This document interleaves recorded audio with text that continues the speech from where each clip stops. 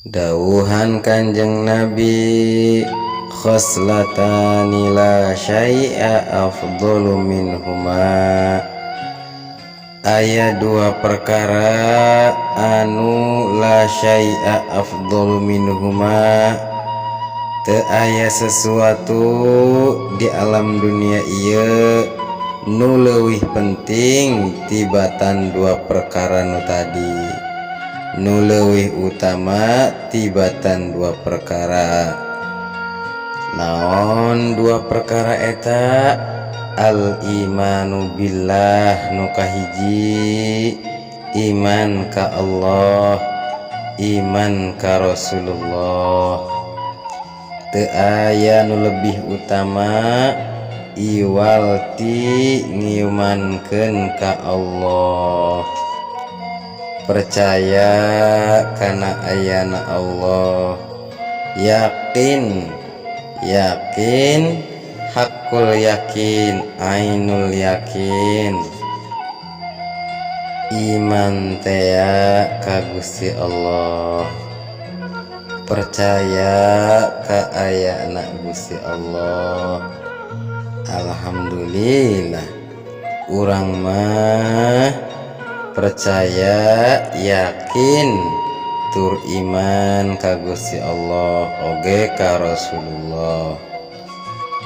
Sebab jamaah anu sehat mah, anu waras mah, nu pikiranna waras, pikiranna pinter, nu boga akal, pasti ngayakeun kana ayana Tuhan, pasti ngayakinkeun kana ayana nu maha kawasa, ayana Pangeran. Sapinter-pinterna jalma lamun tu ngayakinkeun teu percaya ayana Allah, eta nu kitu jama goblok. Lantaran piraku aya nu dijieun teu aya anu nyieuna. Bukti wujudna Allah nyaeta wujudna alam. Seperti wujudna ieu meja kulantaran ayana nu ngieun meja. Sok sanajan jalmana pinter, ketika ningali meja terus teu percaya aya nu ngieun meja, eta ngaranna jama olopo.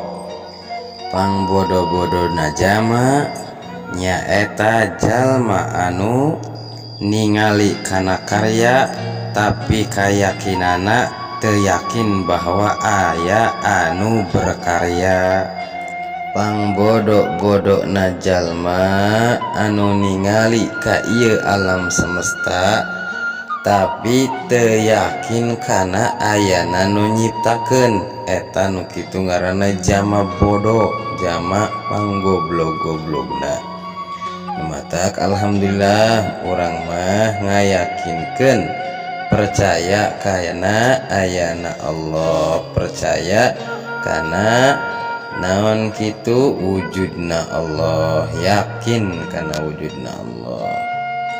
Buktina nyaeta aya dada melanana, aya alam semesta.